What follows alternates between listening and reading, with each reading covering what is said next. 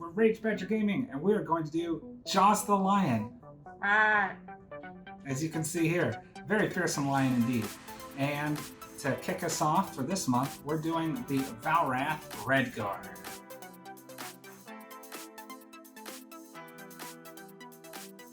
Like and subscribe. It really helps our channel. Thanks. So the Redguard is effectively the tank of the Jaws of the Lion, having the sturdy health progression and a decent hand size at 10, but a lot of his cards really play into a very, very defensive playstyle. So let's take a look at those cards. Level 1 card. First up, Shield Spikes. This is a very interesting and I think very good card. It's a persistent loss.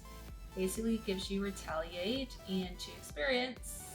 Yeah, and retaliate equal to your shield. The cool part is you can pair this with the other cards he has that give him shield and any items you have. So you can stack that up as high and then start slamming them back. And since it does just say suffer damage, it won't pierce those really annoying shields too. Bottom half is a heal 2, range 2, and for some reason powers fire. We're probably not going to be using the bottom half of it very much, since I think the top keys a lot into his shield abilities, so chances are you're going to be using the top half a lot and not the bottom. Looking at the card, do you see the bottom left? There's a lion. Rawr. Next up, Healing Sands. It's a heal for self. Gives you 1 experience. Pretty solid level 1 top. It's not great, not bad. Bottom half. Move 3. All attacks targeting you gain disadvantage this round. Just really good if you're pulling a lot of shields and stuff. You might actually be able to negate a lot of damage that way. I think ultimately it's generally a very good card. Pairs well with his defensive posturing anyway. Next is Swift Strength. It's kind of like a come here! Yeah. Pull 2 Attack targets. 2. Yeah. Attack 2, range 2, target 2. And then you pull them. It's a good early initiative at 16. Yeah, that's incredible. Also pairs well with the bottom, because shields on bottom are really good if you pair it with a good initiative. And being able to jump 2 and shield 1 is really good, especially if you have shield spikes in place, so that also gives you a retaliate 1. Kind of really beats out the shield 1 on the brute, which just says shield 1 on the bottom. The initiative's a little bit better, but 16's already very good as is, so I think this is a really strong card. Next is Twirling Stabs. And you attack all adjacent enemies. Attack 2. And if you have light empowered, earn that plus 1 attack and 1 experience. Yeah, so this is really ahead of the curve. You need light in play though, and they have many ways of getting it in play. So luckily, with all the light infusers, if you're going to be using this, you need to bring them. Bottom half attack 2. Bottom half attack's nice. Bottom half attack and burn fire to make them wounded. I don't think it sets them on fire. Wounds are like blades or fire. It sets them on fire. I'm saying it here. I mean, it looks like a fire symbol. Yeah. See, it sets them on fire. Okay. Maybe just burns. Like a 3rd degree burn. Fire! There's a fire sale, and it's you. Next, we got Blinding Sickle. Attack 3, range 2, immobilize, and empowers light. Yeah, since it infuses light, that pairs well with some of the other cards. And immobilize at range. If you're fighting a melee thing, you don't even worry about attacking. Just boom, stay over there. You don't even get to swing. Ding! Alright, bottom half is pretty nice. All adjacent enemies suffer 1 damage. Loot 1, empower light. Yep. That's really good. The initiative on it sucks, but the overall card this is a solid late initiative card. Also beats out all the other loots. I wonder if he has another loot. And the sister card to Blinding Sickle. Flaming Sickle. Flame Sickle. Flame Sickle. Yeah, it's delicious. Yeah. Almost the same card, just pull instead of immobilize. And fire instead of light. Yeah, otherwise it's almost identical. The initiative is a bit better, but I'd say pull is less valuable than immobilize, although if you're fighting ranged enemies and pulling them next to you, this might actually pair well with that. So blinding seems to be good against melee, and flaming seems to be good against ranged. Next up is Shield of the Desert. The base is just attack 3, but if you burn fire, you can target another target. And if you burn light, get +1 attack, and you push it. Push it real good. And you get an experience. So yeah, it's one of those that's very basic with an attack 3, but if you have 2 elements in play, you can consume both of them to make this into a very potent non-loss card. However, it's very dependent on those elements. And the bottom half, shield 3. It's a loss though. Yeah. Empowers both your elements that you will need. Yeah. Shield with a very good initiative is really great. Pairs well with shield spikes. Unfortunately, since it is a loss and you don't have a huge hand size, you're going to probably have to save this because you're going to be really burning through your hand. If you put shield spikes in play, burn Shield of the Desert for one big turn, and then all of a sudden you've completely lost your stamina. But it can be used as a final room, set up some of your powerful attacks that use elements, and possibly get a lot of experience at the end. Next is Shocking Advance. Attack 3, Immobilize. And if you have light empowered, get 1 shield and 1 experience. Kind of seems to outclass Crushing Grasp, although Crushing Grasp does empower Earth.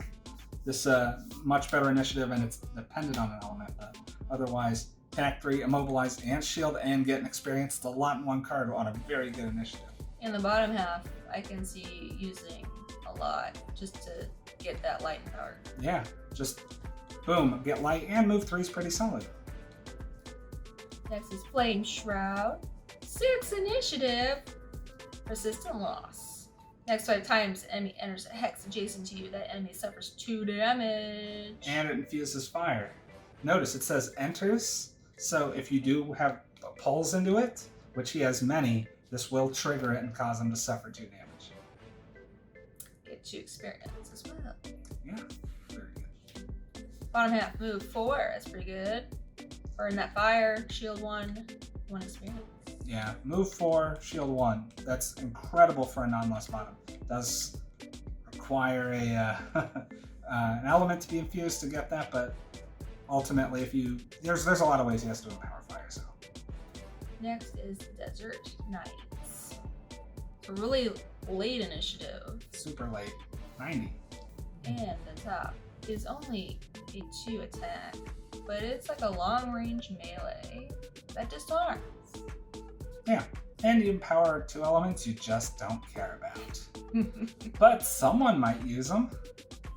In the bottom, it's a nice move 6 with a jump, but it's a loss. Yeah, there's sometimes where you end up using that, so it's not the worst. I'm still not a huge fan of the card because there's very little elemental interaction. Disarms are nice, but the initiative's crap, so it might see use. And now we have Warrior of the Sun, first X card. Shield 1, immobilize all adjacent enemies. Yep. And empower that light. Really good setup, especially if you can move into melee with ranged enemies. They're going to be shooting. Immobilize them, then they have disadvantage. Set up a shield. 13-ish is good. Yeah, so you can pair this in and run in and kind of hobble them. I think this is a very good card. Bottom, attack 2. Yeah. Burn the light, 1 attack bonus. And a muddle and an experience. You can have light in play, attack 3 on a bottom attack. It's very good. Next X card, Blade Dance. It's a lot of text going on. It's a lot going on. Essentially an attack at range, then move, and then another attack at range. And you can burn some stuff to empower it. Yeah, turn those 1 attacks into 2 attacks. Doesn't seem to have a hugely good payoff for the elemental interactions. The pulls end up being probably nice. I think the verdict's still out on this card. I think it has a lot of potential. There's a crap load of pips there. I guess there's just 2, but still. I mean, Bottom half is a move 4 and jump. And then everyone you move through suffers 1 damage. Yeah, you get 1 experience. However, that light, 2 damage instead and 2 experience. It's a loss, but I like it. Yeah, I think the bottom half of Blade Dance ends up being much more nasty than the top. I think you'll probably bring it for the bottom half and maybe end up using the top. It's got a move on top though, so. A little bit. Yeah, I want to try that out before I dismiss it. I think it's a decent card. It might actually be very good, but I'll just leave it at decent. Next is Precision Strike, the final X card. It's attack 4. But wait, if there's a negative status effect, you get +3 to addition. But wait, there's more! You burn that fire, you get advantage. So it's a nice attack 7 with advantage. Yeah, that's a really good loss. Yeah, it's for something if you want to really take something out. However, you're probably going to have to hold on to that. Again, Redguard's stamina is not great, so you're going to want to hold on to that to the last round. Bottom half, move 2, but you pull 2. Yeah, Range 3.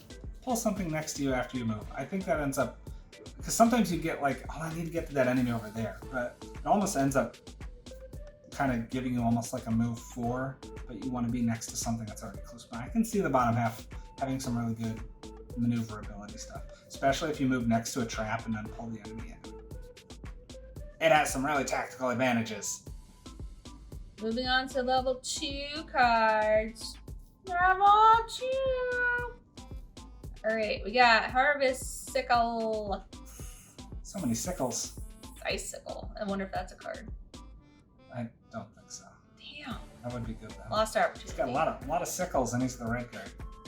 There's a communist joke in there. I'm sure there is. Alright. Harvest sickle. Shut up. I'm gonna start over. Okay. Or just include that. I don't know. Yeah, we'll see. Alright, Harvest Sickle. It's a nice attack 4, range 2, and you power Earth and Light. Someone might use that earth, but it's effectively attack 4, get light. Bottom half, move 5. At a loss, but you loot every hex you enter with this card. The scoundrel envies you. He's like, I wish I could do that. Though he does have it. That card got nerfed in the second print. Next card is Barbaric Instincts. Rawr. It's a nice 12 initiative. Shield 1. Pull 1 at range 2. All adjacent enemies suffer 1 damage. And then infuse fire. Yeah, so it does a lot. Shield 1, which pairs really well with your shield spikes. You pull an enemy and then you, boom, 1 damage to everything, and you can set up another fire on your next turn. I think it does enough that warrants a lot. I mean, but they're all little bits. Like pull 1, shield 1, 1 damage, but then set up fire. But it's all on 1 non-lost card, so I'd say keep it. It's good. Bottom half, burn the light to move 2, get 1 experience. And then attack 1 and wound. Yeah, so even if you don't have light, attack 1 and 1. Light allows you to move and then attack 1. I think that's a really good card. I love this one. Next card is Warmth of the Sun. You have a nice wedge-shaped loss. Attack 3. But wait, attack 4 if you've got light in play. And muddle everything if there's light in play. Guess like blinds them. At least that's my guess. I don't know. That's how I'm reading it. Has a good, decent-ish. 23 initiative is pretty good. And the bottom, I like having some healing. Yeah, and a heal 4 on bottom. I mean, it definitely outclasses some of the other tanks' bottom heals, but it is a level 3 card, so I think they have that in mind. Also, since it infuses light, it helps set up your next turn if you want to, heal yourself, set up light, then attack with light on your following. Kind of keeps that momentum going. Heal yourself or someone else. Yeah, it has to be an adjacent ally, so they have to be hugging you. Next is Strangling Chain. It's attack 3, immobilize. Each time another person targets this round, they suffer 1 damage. Or 2 damage if you burn fire as a part of this attack. And 19 initial, so you can... Slap it on early. You have a decent chance to go before everyone else. I agree. I know the scoundrel goes really early. Sorry, Velvet. That bottom's good though. Move 4, which is always good, and then you immobilize all enemies after the move. That's a very strong card. Moving on to level 4 cards. Radiant Sickle. More sickles. They're all sickles. Attack 4, range 2. Everyone adjacent, enemy-wise, suffers 1 damage. So, And empower that light. reminds me of Massive Boulder, except 1 less range and 1 more attack. And it doesn't hit your allies though, so it's notably better. But it is a level 4 card instead of a level 1 card. Strong. Also, attack 4, range, light, extra damage, solid. Bottom half's good too. Yeah, got a nice 2 heal. Yeah, move 2, heal 2, at range 2. You can heal yourself, heal a friend, and you can position yourself better. And the last card, level 4. The naming scheme changes. We're no longer using a sickle. Burn away the dark. Burn it all! Attack 1. Target all enemies within 2 hexes. Burn fire, and you wound them too. Boom! Very strong card. I know attack 1, but since it's all enemies, you can pair this with items like those power potions or anything like advantage on your next attack action like Eagle Eye Goggles, and make this a very, very powerful card. Bottom half is a move to disarm. Target 1 adjacent enemy. You can convert ice into fire and dark into light. Which is pretty neat. Meh. Yeah. Meh. Meh. There are level 5 and higher cards. However, they're considered spoiler, and they don't get used in the Jaws of the Lion campaign, which the characters only progress to level 4. However, since they did want to adapt it for Gloomhaven and Frosthaven, level 5 through 9 will come with it, and we'll leave those until later. It's perk time. Perk time. Alright, he's another one who can really slim out the deck. He can get rid of all of his -1s, all of his -2s, and most of his +0s. Even Velvet agrees, that's incredible. Not only that, but you can start replacing some of your +1s with +2 Empower Fire, +2 Empower Light. All those end up being really good. I know there's some +1 Shield one, at least they're not Chain. You'll notice that there's not like Shield Chain or Empower Fire Chain or anything like that. That's because Jaws of the Lion doesn't feature rolling modifiers, so they're all like +1 and Shield 1. So nothing in this deck gets very fancy with those kind of things. And there's also no ignore item modifiers, which I think is huge.